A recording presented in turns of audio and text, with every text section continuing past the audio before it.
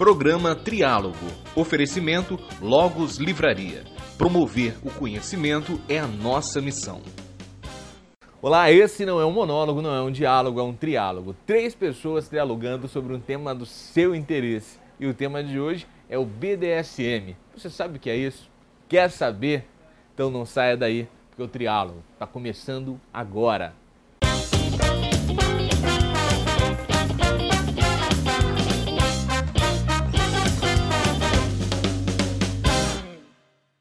O livro 50 Tons de Cinza despertou a curiosidade de muita gente sobre o universo da dominação e da submissão. O sadomasoquismo, que era um assunto privado, hoje em dia ele está sendo discutido nos bares, nos restaurantes e até mesmo nas escolas.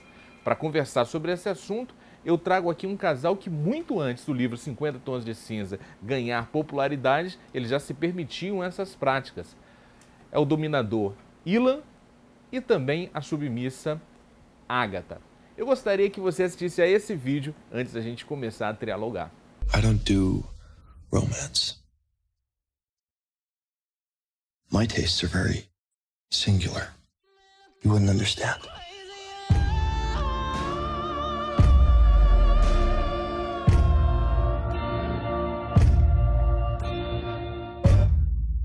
Enlighten me then.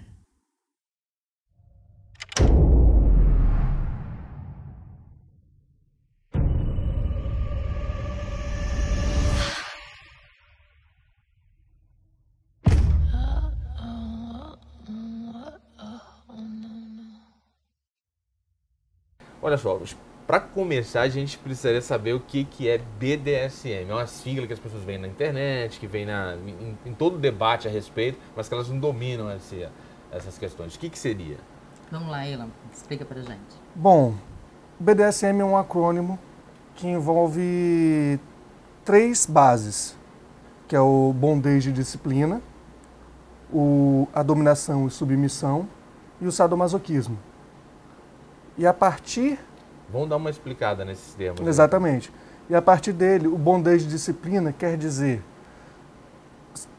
São pessoas que gostam de aprisionar, amarrar, restringir movimentos das pessoas e disciplinar a pessoa para que ela se comporte da forma que se deve.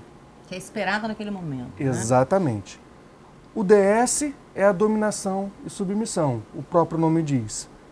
A pessoa que domina e a pessoa que recebe a dominação. É a submissa da relação. É o quem manda e quem manda e obedece, né? Exatamente. E o sadomasoquismo, o SM, que é o mais conhecido de todos. A pessoa que gosta de infligir dor e a pessoa que gosta de receber a dor. Basicamente isso. Como que uma pessoa se descobre nesse universo? O seu caso, exatamente, você se enquadra em qual elemento das citados aqui desse? Tá, vamos lá. Eu sou masoquista. Como uma mulher se descobre masoquista? Então, a minha história é um pouco diferente. Eu descobri o masoquismo com 18 anos, né? Eu já era casada na época. E o meu parceiro foi introduzindo aos poucos isso dentro da nossa relação. Ele já tinha essa experiência anterior? Já tinha.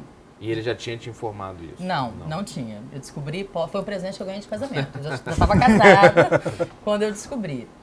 E assim, não sei se pelo fato dele ter sido o meu primeiro parceiro, né? E assim, a gente com 18 anos casa, é apaixonado, enfim. Então assim, naquele momento, pra mim, aquilo era tudo muito normal. Né? Tudo que a gente fazia, toda a parte da dor... Mas você deveria conversar com suas amigas e elas não relatavam episódios semelhantes. Então, né? na verdade, não muito. Primeiro por quê? Porque as pessoas que me relacionavam eram todas evangélicas. Ele era de um lar evangélico, então assim, eu não tinha muito pra onde... Mas eu fui criada na minha família com uma mente muito aberta. Então eu sempre pensei assim, a minha teoria é a seguinte, se eu tenho um parceiro e ele tem algum desejo, algum fetiche, alguma fantasia, se não for comigo, vai ser semigo. Então que seja comigo. E no seu caso, você se descobriu como? Bom, eu me conheci como sadista aos 15 anos, por um episódio um pouco traumático da minha vida, e a partir daí eu comecei a estudar sobre o sadismo.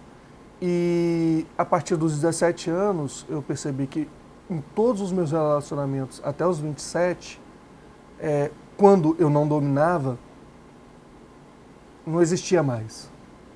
Então, eu comecei a estudar durante esse tempo todo e aos 27 anos eu decidi, não, a partir de agora não dá para mim. Consigo ter relações com baunilhas, como a gente diz, normais. Baunilha são pessoas que não são do meio. Exatamente, não são do meio BDSM. de baunilha, sem caldo não tem graça. É isso aí que a gente costuma falar, né? Exatamente. Eu descobri muita coisa sobre sexualidade, fetiches e tudo mais, até os 27. Mas depois dos 27, eu resolvi investir nesse mundo, me soltar um pouco. E aí eu criei o meu pseudônimo, que é o Dom Ilan. Sim. Uma coisa que é bem comum no universo da imaginação, de quem conhece de longe esse mundo, é que são pessoas de elevado poder aquisitivo. Totalmente mentira. Na verdade, isso é uma ilusão. O que acontece? Assim, primeiro, os praticantes de BDSM, eles vão de todas as classes. Você pode ter uma faxineira do prédio, que é BDSM, e você pode ter um médico, que é BDSM. Eu li lá nos 50 Tons de Cinza, o cara tinha um helicóptero. Pensei que todas as pessoas tivessem um helicóptero. Olha, rapaz, eu vou dizer uma coisa pra você. Eu tô 19 anos no meio, eu não achei ninguém que tivesse helicóptero ainda, mas eu tô procurando, entendeu? Não custa tentar, né? Não, isso é mito. Então você que tá assistindo tem um helicóptero, olha só, tem oportunidade. Por favor, me procure. Na verdade, isso é mito, assim. São diversificadas mesmo as classes? São diversificadas. Eu, por exemplo, eu sou da área da saúde, mas não sou médica, não moro na Mata da Praia. São diversificadas e, assim, o que acontece? O grande problema é que as pessoas têm o hábito de achar que a gente só vai em busca de prazer quando a parte financeira está resolvida. E não é assim. O prazer, ele independe. E, às vezes, o prazer que a gente tem nos nossos fetiches, nas nossas realizações, ele eleva outros lados. O lado profissional, o lado familiar, entendeu? Até porque algumas pessoas têm o prazer de acumular dinheiro. O prazer delas só Exatamente. Então, para essa pessoa, o sexo é um Exatamente. detalhe, mas isso é história, não Tanto procede. que essas pessoas, de repente, uma pessoa de baixa rentabilidade como uma faxineira, pode muito bem ser a dominadora numa relação com um médico.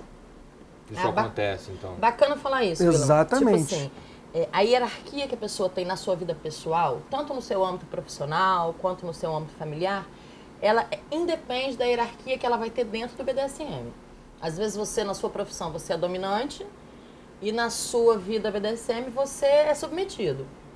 Existe isso também. Não tem essa coisa de o Grey lá, né? Que eu sou rico, milionário, dono de tudo e sou dono da menina. Das pessoas, não, né? não é assim. Tem uma questão, já que a gente está citando o livro 50 Tons de Cinza, no livro ele trata a relação só de dominador e submissa.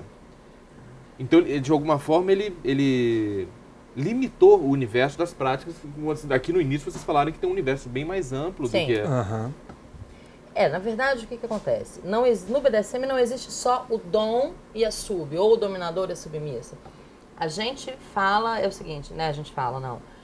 Existe o top, né? Fala um pouquinho pra gente, Ilan. O top, o bottom e o switcher. Basicamente são os três pilares, mais três pilares do BDSM. O bottom é aquele que recebe a ação, entendeu? Tem prazer nisso. Não somente de receber uma punição, uma ordem, ser amarrado. Não é só isso. O bottom, ele quer sempre receber a ação. Ou também pode se portar... o mesmo bottom também pode se portar como top. O top de uma relação é aquela pessoa que inflige a dor na outra pessoa, comanda, tem a voz de comando. E uma mescla dos dois é o switcher, que é aquela pessoa que gosta de se comportar tanto como top quanto dá uma bottom. alternada no meio, né? Exatamente. Em alguns momentos ele está hierarquicamente dentro daquela cena, ele está no comando e em outros momentos ele está comandado. Exatamente. E existe um detalhe em relação ao top e bottom. Você, numa mesma cena, você pode variar, mesmo a pessoa, eu estou dominando ela numa determinada situação. Eu posso falar para ela, para me infligir dor. Ela vai ser top pela minha vontade. Sim. E eu vou ser bottom pela minha vontade. Questão polêmica aqui. Ilan, você já teve problema com a Lei Maria da Penha? Nunca. Nossa. E nunca vou ter. Por quê? Porque tudo relacionado a BDSM deve ser consensual. Entendeu? Existe muitas pessoas fazem contratos, Que não tem valor jurídico não nenhum, tem valor né? jurídico Vamos deixar nenhum. isso claro. Mas normalmente as pessoas têm, antes de ter qualquer sessão, tudo é deixado muito às claras. A gente Não passa tem por um dúvidas. período que a gente chama de negociação. Exatamente. A gente negocia o que pode e o que não pode. O que eu acho que pode, mas pode ser que na hora eu não queira. E mesmo assim, tudo que eu disse anteriormente que pode, posso chegar lá e dizer, ó, isso não pode mais, eu não quero, não tá bom, entendeu? Não gostei, não quero. Tem uma aura é tudo muito consensual. Mesmo que a gente não vai entrar aqui nesse caso, porque assim, são muitos detalhes, mas mesmo nas práticas que a gente não tem 100% de segurança naquilo que é feito, mas tem consensualidade. Isso é que é mais importante. Eu permiti que fosse feito e acabou. Ah, claro, pode dar Lei Maria da Penha depois? Pode. Vou pode. arcar com as consequências dos meus atos, claro. Mas com uma relação BDSM, normalmente, existe uma interatividade entre as duas pessoas, existe uma confiança tão grande, uma cumplicidade tão grande que a gente sabe que a pessoa por si não vai denunciar a gente para uma Lei Maria da Penha, porque ela busca isso, ela me procura querendo isso. Então, entre aspas, seria uma sacanagem a pessoa me denunciar. Eu acho que você disse até um atenuante jurídico, né? Não, não, seria? não. Mas na verdade, aí vamos falar um pouco de legislação. A Lei Maria da Penha, ela só aplica para parceiros conhecidamente pela sociedade como parceiros. Por exemplo, vamos dizer o Willam e eu. Nós somos amigos, mas nós não temos um relacionamento amoroso. Dentro do BDSM, a gente também nunca se relacionou. Mas assim, vamos dizer que a gente resolva fazer uma sessão, né? Ele como sádico, eu como masoquista. E aí, ele vai me marcar de várias formas e tal. No outro dia eu acordei, resolvi que eu tô apaixonada pelo Ilan e que eu quero ele pra mim, ele vai dizer, não, eu vou lá na delegacia. A Lei Maria da Penha aí não se aplica, porque ele não é meu parceiro. E aí já entra pra parte aí é uma agressão, é tratado de outra forma. Deixa eu só esclarecer para quem está nos assistindo aqui, por que vocês estão de máscara? A pessoa pegou o programa pela metade e falou assim, é um especial de carnaval? Não, ainda não. A gente está falando de BDSM aqui e vocês possuem uma vida social na qual as pessoas, boa parte delas, não conhecem, né, a intimidade de vocês. Não conhecem, não entendem. Julgam, né? Julgam. Eu acho que o maior problema da sociedade é julgar o desconhecido. E às vezes até aquilo, às vezes a gente está até aqui vivendo aquilo que outras pessoas desejam viver. Exatamente. Mas vamos ser julgados. É assim, o que acontece? O Ilan é sádico. Pô, ele é o cara que bate na mulher? Como assim? Né? Ele é um covarde, né? Ele não tem mãe, não tem irmã. Ah, a Agatha é masoquista. Nossa, mas como? Uma mulher quer ser humilhada, quer ser degradada. Tem esse julgamento. As pessoas não entendem que ali é o prazer que está acontecendo, né? Exato. Você chegou a comentar alguma coisa com um familiar? Alguma parte da sua família tem essa informação? 90% dos meus familiares sabem quem eu sou. Já, que são uns 4 anos atrás, eu tenho filhas, né? Uma de 19, uma de 16. E eu me vi num momento que eu precisava dizer. Porque, quer dizer, eu precisava poder andar em casa com uma roupa mais curta sem estar preocupada de aparecer uma marca. E eu tava naquele momento também que as meninas queriam que eu namorasse, né? E as relações amorosas normais não me satisfazem. Eu não as vivo, tem 4 anos. Então eu disse assim, claro que aos poucos. Você vai com uma linguagem que as pessoas entendem. Então eu comecei pela minha família, né? Pelo meu núcleo familiar. Depois os meus irmãos, depois os meus amigos, depois algumas pessoas do meu trabalho. Eu me formei num curso tem uns 6 meses Já fui pra aula e passei aula o tempo todo em pé e o professor dizia, menina, senta. Eu falei, professor, não posso, tô meio machucada aqui e tal. Entendeu? Porque eu me sinto bem assim. Eu sou solteira, né? Sou divorciada, eu não devo muita satisfação. Mas dentro do meu ambiente de trabalho, que é o ambiente hospitalar, eu me reservo. Exato. Você deixou claro para alguém? Na minha família, algumas pessoas têm ciência, principalmente no meu núcleo familiar, alguns amigos e algumas pessoas não do meu núcleo familiar, mas da família, já conhecem em relação a esse meu lado, mas tudo como você mesma disse, com calma, com tranquilidade, para a pessoa não chocar, não né? chocar, entendeu? Porque é algo muito mal visto pela sociedade. Sim.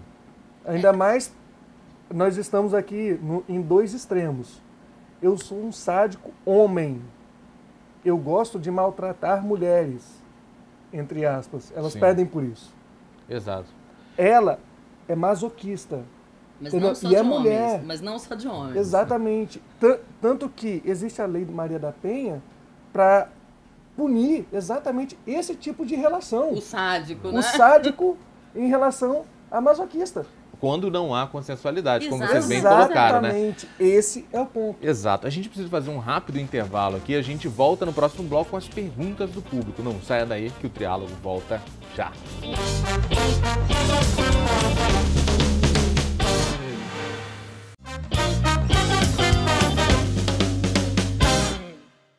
Estamos de volta com o Triálogo, que hoje está quente. A gente está falando sobre o universo do BDSM. Você quer saber mais? Fica com a gente, porque nesse bloco a gente apresenta as perguntas feitas pelo público. E a primeira pergunta foi essa.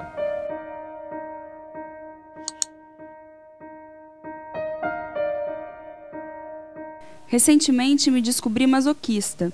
Apesar das lesões que ficam em meu corpo, não me vejo mais longe desta prática e cada vez tomo mais gosto. A tendência é minha resistência à dor aumentar indefinidamente ou existe um limite final? Anônima. Então, Anônima, vamos lá respondendo a sua pergunta. Eu sou masoquista também como você. E assim, existe um limite para a dor. É lógico que eu sinto isso, né? O corpo ele vai sempre querendo superar aquilo. Você quer sempre mais. Você sentiu uma determinada dor hoje e aí você viu que você tem resistência, amanhã você quer mais. E você, normalmente as masoquistas, elas são apaixonadas pelas marcas, né? A gente gosta de ver aquela coisa. Tem algumas que não, e eu também, às vezes, por uma questão da vida pessoal, não poderem estar ostentando. Eu ostento, eu vou pra rua de shortinho, eu tiro foto. Mas, assim, existe um limite, claro que existe um limite. E o limite é desde que aquilo não esteja te fazendo mal, e mal pro seu organismo. Né? Por exemplo, você está, vamos dizer, apanhando tanto, está sendo tão marcada que você não pode trabalhar no outro dia por conta disso. Então você tem que, dentro do masoquismo e do sadismo, o limite, ele é, além de físico, ele é mental. Ele é o limite da sanidade, entendeu? O quanto aquilo está te fazendo mais bem do que mal. Então vamos para a próxima pergunta.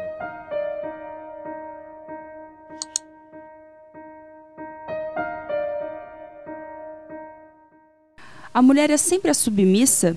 Isso não seria uma forma de subjugar a condição do feminino na escala social? Rodolfo Fagundes, Serra.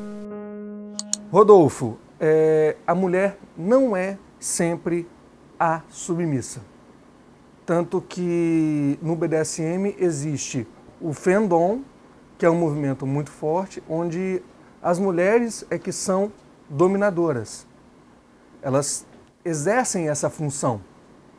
Por isso que a segunda pergunta, ela praticamente não se aplica ao BDSM. Porque como a mulher ela tem o seu lugar, tanto sendo submissa quanto sendo dominadora, então não se julga a mulher pelo que ela, porque ela é mulher, ela vai ser sempre submissa. Não é porque ela é mulher que ela tem que estar num papel inferior ali dentro daquela relação. Exatamente. Acontece muito, como o Willan estava dizendo, assim, existe o Fandom, que é a dominação feminina, a mulher no comando, e existe o Maledon, que é a dominação masculina, o homem no comando. As duas são difundadas, assim, são conhecidas. E assim, não existe essa coisa, porque eu sou mulher, eu tenho que me submeter. Né? Mesmo isso tudo passando dentro da consensualidade, não é, né? Acho que não interfere na vida social da pessoa. Até porque é uma questão da esfera íntima e privada. Exatamente, não é? exatamente. Exato. Vamos para a próxima pergunta.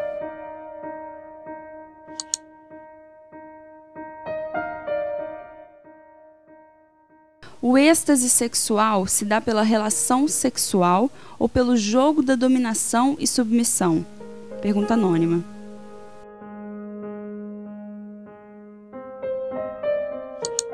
Então, anônimo, a sua pergunta é ótima porque assim, a gente tem que tirar esse mito de que quem pratica BDSM está em busca de sexo. Existem infinitas práticas que não têm sexo. Existem sessões ou cenas que a gente fala, é quando é o encontro do top com o seu bottom, que não tem sexo, e existe o prazer mesmo assim. Né? Então, assim, o prazer, o êxtase ali, é pela realização daquele fetiche, daquele momento. Claro, pode existir o sexo pós-sessão, o sexo durante a sessão, o sexo, né, antes da sessão, mas o prazer envolvido ali não é isso. O foco do BDSM não é sexo, é a realização de um fetiche. Né, do estar ali em busca de outros prazeres. O foco não é sexo. Ótimo, então já podemos ir para a próxima pergunta.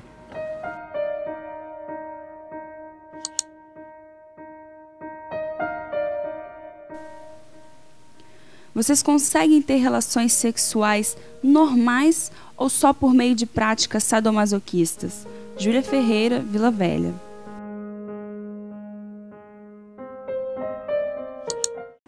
Bom, Júlia, eu consigo ter relações normais sem nenhuma prática sadomasoquista. Eu particularmente não gosto mais. O sexo, o prazer sexual, para mim, está aliado ao sadomasoquismo. Mas tem pessoas que têm as suas vidas, inclusive, separadas, né? Tem os seus parceiros do sexo comum, baunilha, e os seus parceiros do BDSM. Ótimo, então podemos ir para a próxima pergunta.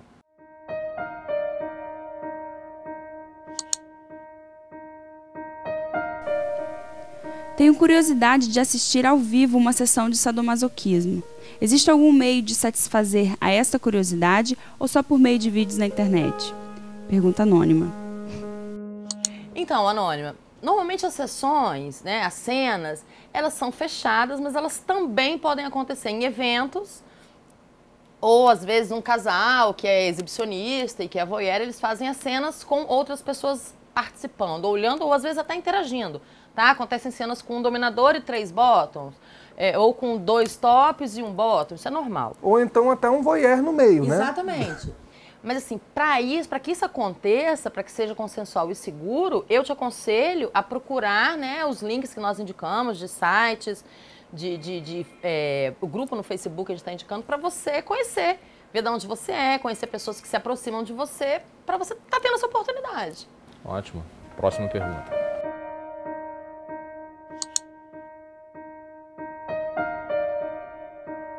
É verdade que existem mulheres casadas que buscam dominadores em segredo para satisfazer as vontades que os maridos não realizam? Pergunta anônima. É verdade que existem mulheres, é verdade que existem homens casados, tanto quanto dominadores ou quanto submissos, que fazem, que procuram alguém fora do casamento ou com consentimento ou sem consentimento, mas eu não estou aqui para julgar. Ninguém está aqui para julgar, justamente porque nós somos julgados demais pela sociedade. Não é só uma coisa de a mulher casada procura, o homem casado também procura, e isso aí é cada um com a sua consciência, né? Ótimo. Essas foram as perguntas apresentadas pelo público e no próximo bloco a gente vem com indicações de leituras. Quer saber mais sobre o universo BDSM? Então fica aí que o Triálogo volta já.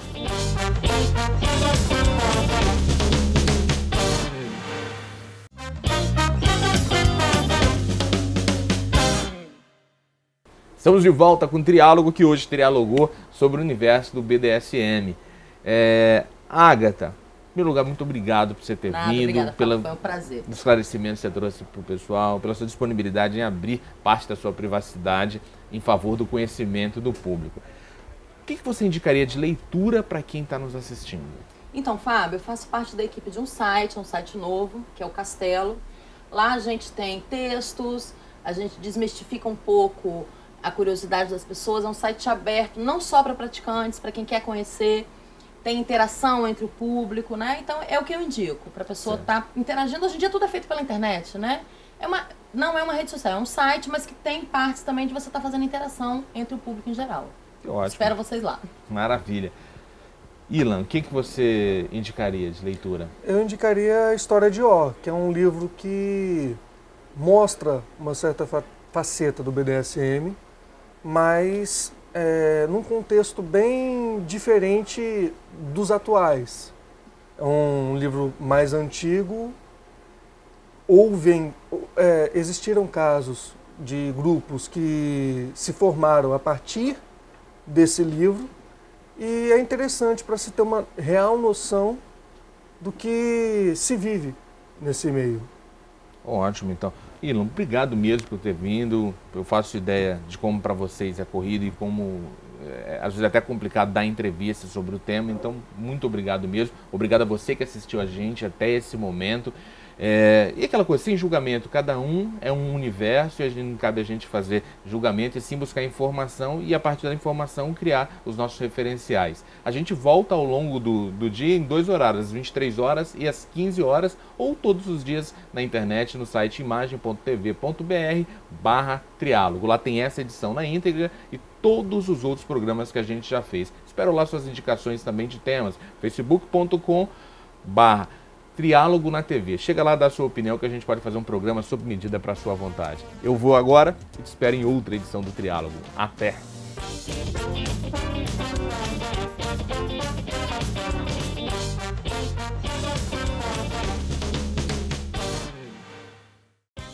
Programa Triálogo. Oferecimento Logos Livraria. Promover o conhecimento é a nossa missão.